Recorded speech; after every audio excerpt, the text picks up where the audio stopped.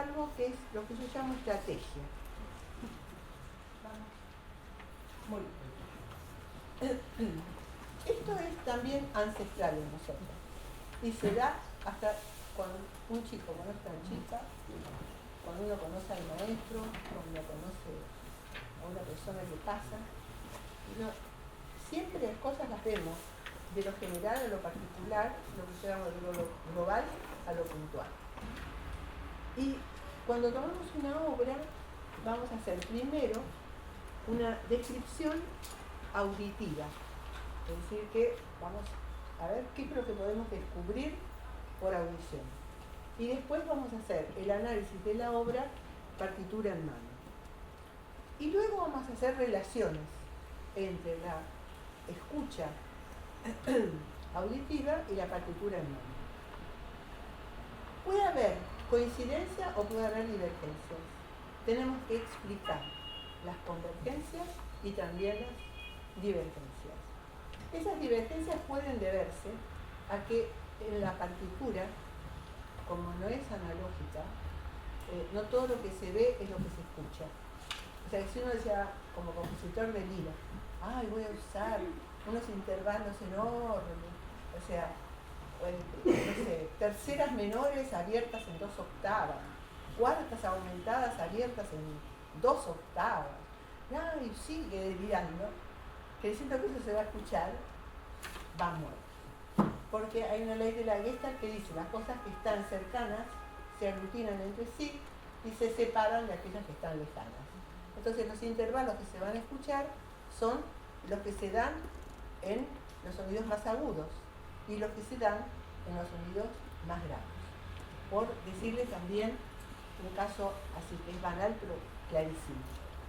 Y lo otro que les puede pasar, y muy a menudo, es que la versión o las versiones que ustedes escuchen no respondan a la partitura. Es decir, que el que está tocando se toma un montón de licencias y, como lo escuchaban recién, no se le da la gana de poner el piano un tiempo antes que en la mano derecha. Y Mozart se tomó el trabajo de ponerlo acá y allá. Y eso cambia la función. Los últimos soles son introductivos de la próxima unidad que viene. Y estos otros que están en fuerte son final de lo que antecede. Es decir, están cambiando el molde, por así llamarlo, del plano de la obra. Carlos va a tocar el primer sistema del preludio, si tienen a mano, sin el crescendo.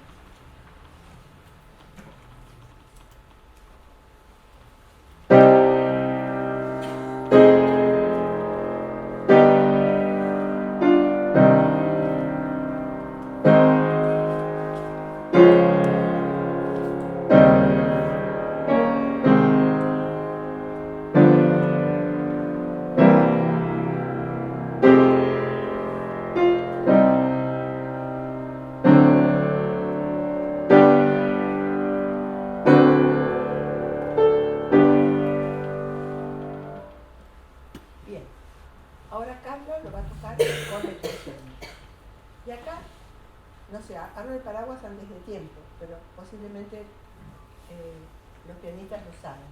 Todos tenemos un perfil dinámico. Yo digo, todos tenemos, como si yo fuera pianista. Ese perfil dinámico uno lo debe conocer. ¿Qué es lo más fuerte que puede tocar y qué es lo más piano que puede tocar? Y así cada instrumentista. Alguien tiene perfiles dinámicos enormes y otros tienen chiquititos, pero si lo saben manejar, el efecto que van a lograr es exactamente el mismo. Ahora, ustedes se largan y al entrar largan lo más fuerte que pueden tocar, no pueden hacer después el crescendo y se está perdiendo la dramaticidad que en sí mismo tiene este primer sistema, ¿no? Es terrible, como así, clavarse los puñales, pero mucho más se los van a clavar si va creciendo la intensidad, como lo indica a partir del tercer compás. Carla.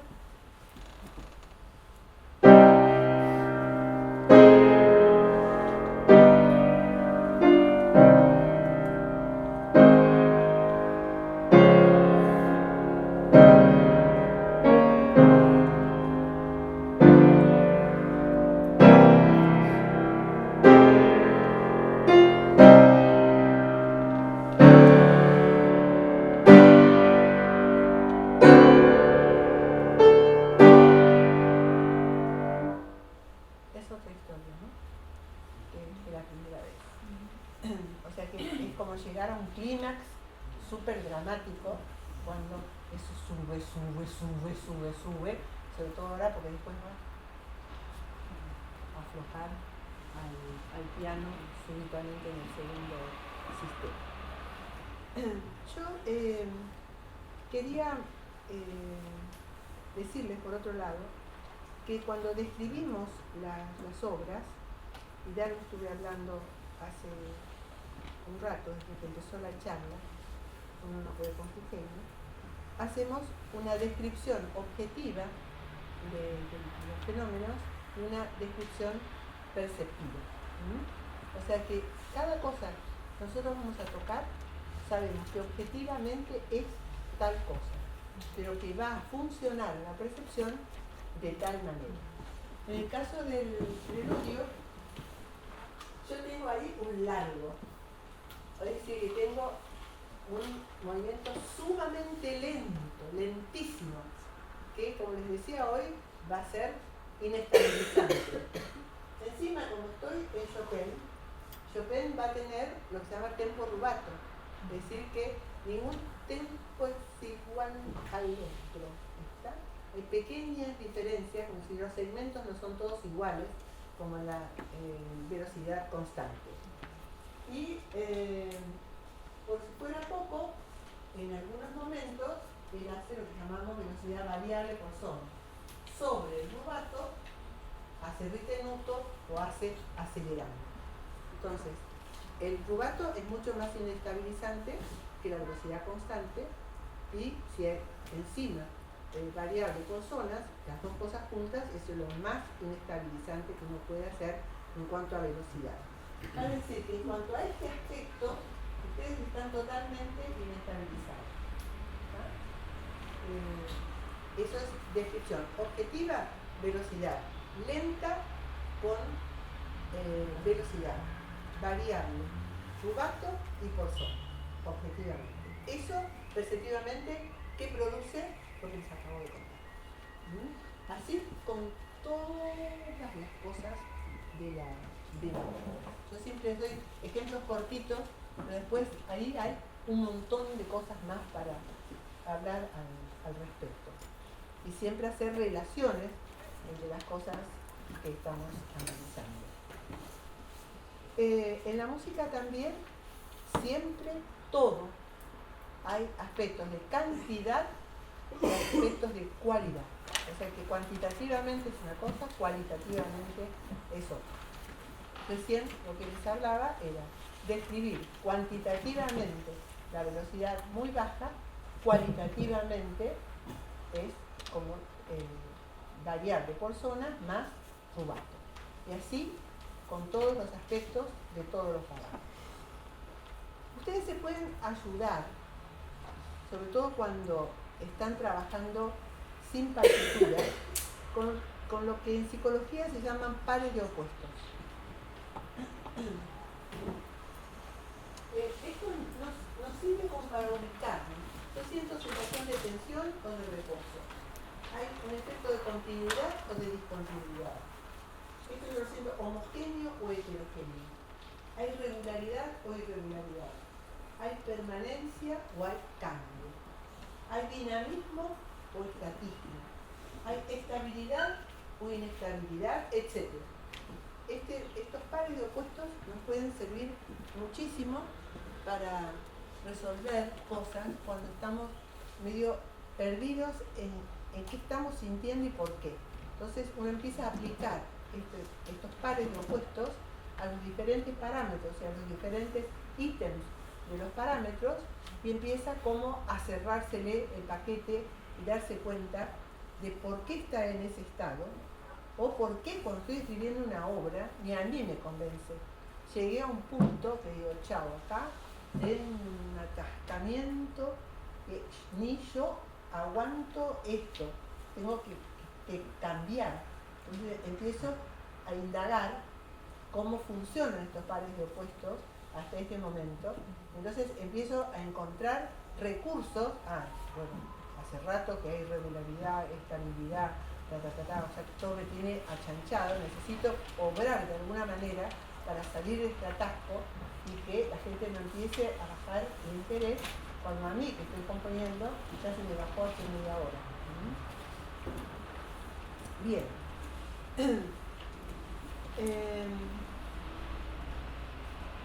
Otra de las cosas que también hacemos con nuestro método de análisis es hacer una evolución cronológica. Porque en la música todo es causa, efecto, causa, efecto, causa, efecto. Si hubiera faltado Bach, no me imagino lo que hubiera sido la música.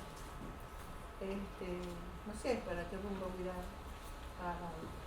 Si hubiera existido Palestrina, que Bach lo copió de puño y letra a la obra completa para aprender contrapunto, tampoco sé cuál hubiera sido el destino. De modo que la cronología es absolutamente necesaria. A veces me dicen, sí, pero es muy lenta. En el profesor está elegir la menor cantidad de obras, las más cortas, pero que presenten todas las constantes y variables que un estilo o un compositor o un ciclo de obras tiene. Y de vez en cuando cerramos un círculo, terminamos con Bach o con Beethoven o con quien fuere, lo que yo hago es un desvío. Les pongo una cosa completamente diferente, para atrás o para adelante. Y digo, bueno, acá está, analizar lo que puedas. Y entonces eso es como una constatación de cómo van aprendiendo y fijando la manera de analizar con esta metodología, si pueden sacar conclusiones y pueden realizar el trabajo. Una vez que hemos salido de la cronología con esto tan dispar, volvemos una vez a la cronología y seguimos adelante. Yo recién dije las dos palabras, constant y variable. Nosotros reconocemos a un compositor cuando suena por sus constantes, pero los compositores tienen variables, a veces variables tremendas que aparecen y uno dice, wow. Y ni siquiera en el siglo siguiente o 2 siglos después, esas variables se convierten en constantes. Pero uno se da cuenta en la cronología de los grandes que uno estudia, que evidentemente no se dejaban pasar a uno solo de antes. Es decir, que aprendían sus constantes, pero también echaban ojo a las variables para, con otra estética, con su propia personalidad, etc., darle otra impronta a aquello que uno muy esporádicamente encuentra, supongamos en Bach, y después se encuentra como muy constante, muchísimo más adelante, en el siglo XX. Vamos a tomar otra vez de Bach. No sé si se dieron cuenta que tengo una enorme predilección por Bach. Pero bueno, es que me ha enseñado de todo. Creo que me ha enseñado todo y creo que con Bach no puede enseñar todo. Lo que tiene, aunque se te ocurra. Carla va a tocar un coral común y silvestre de los 700 y pico, y va a tocar de Bach también otro donde hay una variable muy importante.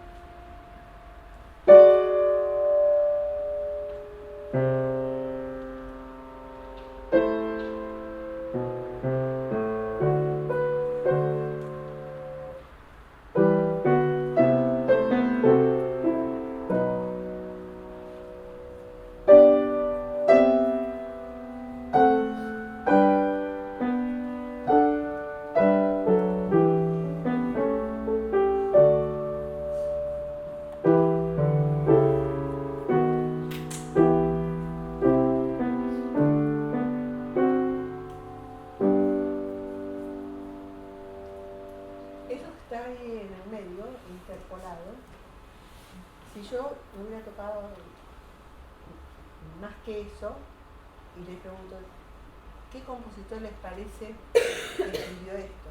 Jamás de la vida me han dicho, va. Lo que se forma es, claro, lástima que no, es difícil que armáramos el coro acá. Sería lindo con un coro que lo pudiéramos cantar. El coro permanece y mete la otra voz y otra y se arma. Realmente el acorde que se forma.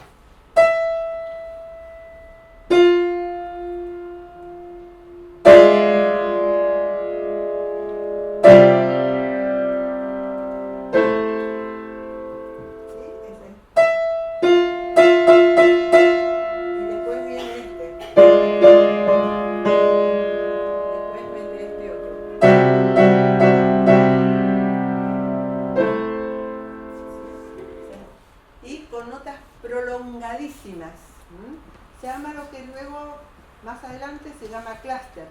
Es un racimo de notas que hacen el coro así como una cosa tenebrosa. Si ustedes tienen ganas de escuchar este tipo de variable llegada constante, no tienen más que irse a Penderecki, La Pasión según San Lucas, donde el coro suena así, masas de sonido, casi en forma permanente. Por eso les decía que la cronología es necesaria, porque si no uno empieza a decir que las cosas salen como en un repollo.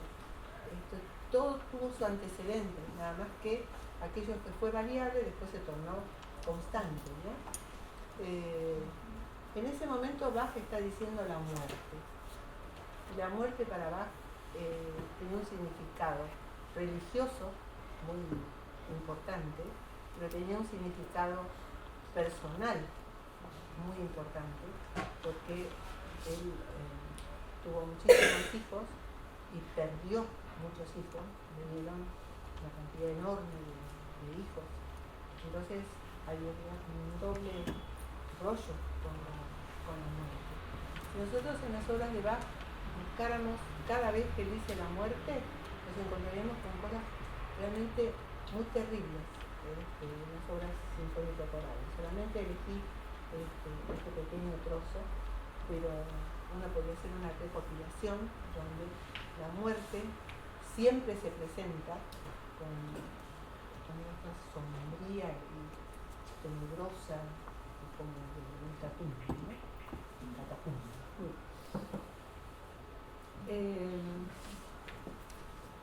Vamos a pasar por otro aspecto también que es importante. Ustedes conocen dos técnicas a las cuales le llaman a una armonía y a otra le llaman contrapunto. En realidad, el término armonía no es demasiado analógico. Ojalá hubiera armonía en todo. Pero en realidad, yo le llamo sistemas de simultaneidades, porque la armonía la circunscriben a quizá, y parecería, a la de la música tonal, pero hay muchísimos sistemas de simultaneidades. Entonces yo hablo de sistemas de simultaneidades y describo esos sistemas de simultaneidades, pero normalmente, casi universalmente, a eso le llaman armonía. Y si uno busca la palabra armonía, no tiene demasiado que ver con el significado que tiene para los músicos la armonía, ¿no? Deberíamos tener un buen significado de armonía. Entonces, vuelvo otra vez acá. Cuando el sistema de simultaneidades en la época tonal se utilizan las escalas, y ahí sí son escalas, porque no todo lo que se llaman escalas son escalas, pero las escalas heptafónicas del sistema tonal son escalas realmente, lo que significa eso en el diccionario, una cosa que es escala. Esas escalas tienen grados, tiene 7 grados. Primero, segundo, tercero, cuarto, quinto, sexto, séptimo, que normalmente se anotan con números romanos. Y cada uno de los sonidos, del 1 al 7, según la escala en donde se encuentran, los acordes que se forman por superposición de terceras tienen una estructura interna.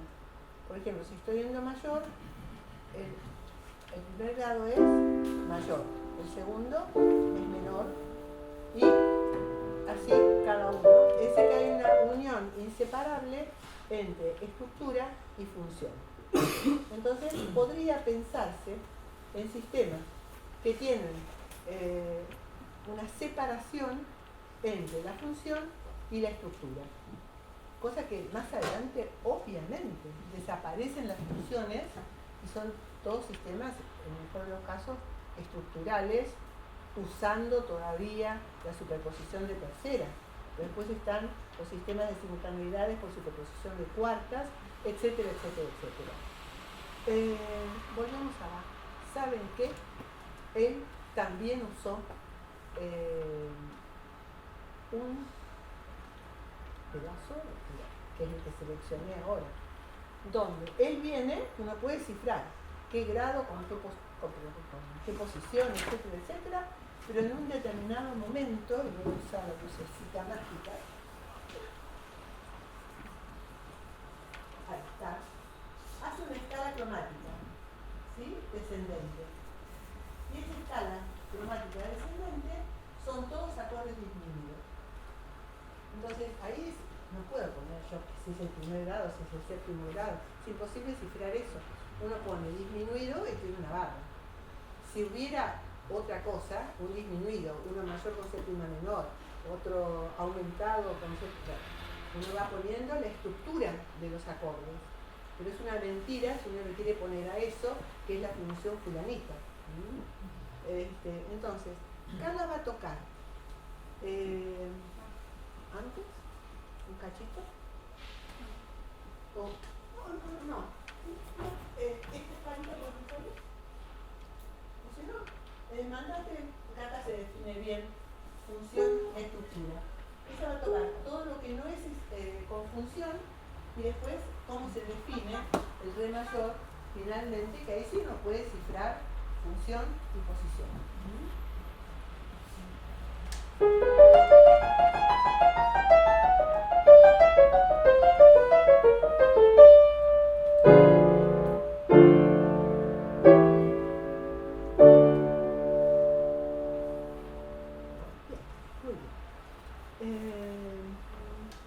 Vamos a tomar Canop de Debussy. Los impresionistas todavía conservan mucho cosas del pasado. Y una de las cosas que conservan es que sus acordes, por más que se amplifican en terceras, pero su sistema de simultaneidades usa fundamentalmente superposición de terceras, con séptimas, novenas, trecenas, cuartutas, quintas. Pero lo que hacen es empezar a sacarle la función a las estructuras y a manejarse, como en el caso de Bach, con un sistema que es bastante mentiroso si uno empieza a ponerle tal función con tal posición, etc. Lo que Carla va a tocar es el comienzo de un preludio Canop, que es el segundo volumen de los dos que tiene de preludios de Debussy.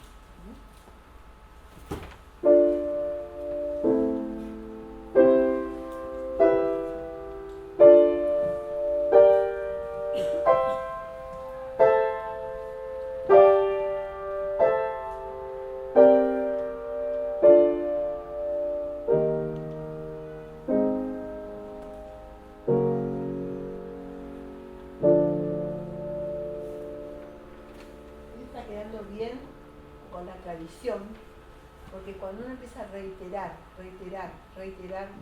un sonido, ese sonido empieza a cobrar una importancia y una jerarquía que también como se lo maneje, uno empieza a sentir reposo sobre él más que por sobre los demás, que es lo que él hace con el acorde de re, con el re y con el re. pero en realidad eso es una sucesión de acordes mayores y menores. Y uno así lo analiza.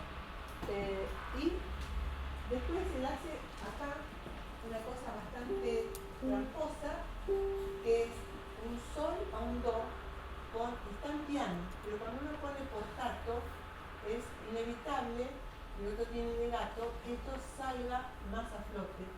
Y será importante que ustedes lo hagan también en el piano, sacando a flote esto, porque tiene como finalidad el despiste del re. Es como dominante tónica de do. E inmediatamente después se va a esta sucesión de acordes donde no tenemos al re, pero se las amaña para después poner un re muy prolongado y volver a repetir la melodía inicial, y esto va a servir como de reposo. Entonces, si bien es cierto que muchas veces nos han dicho saca el tema, ¿sí? Hay veces que el tema ya está instalado y uno se lo imagina.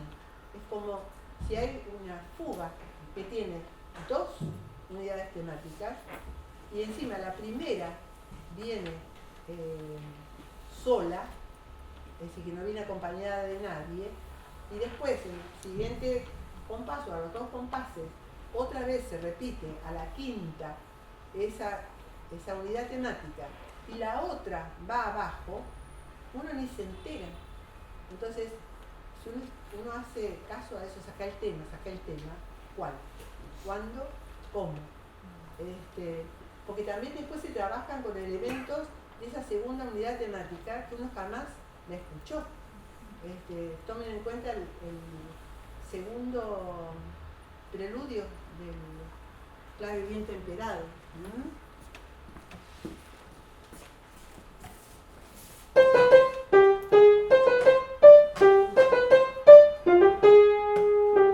Y después enseguida,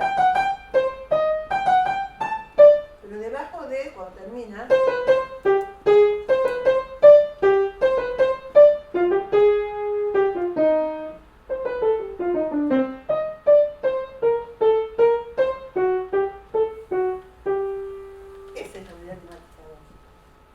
cuando ella viene, uno le saca el tema, el tipo a la quinta, y allá arriba en el registro está.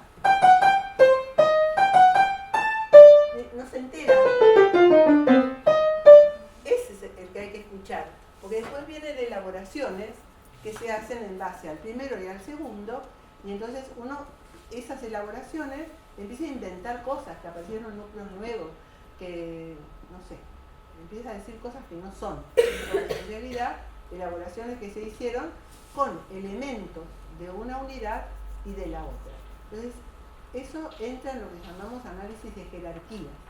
Es decir, que cuando hay más de un estrato, ¿cuál es el estrato que uno debe jerarquizar y por qué? Y cuando hay un solo estrato, también tenemos que saber cuáles son los sonidos estructurales y cuáles son los de enlace para sacar a relucir aquellos que son estructurales y que cumplen una función más importante que los otros.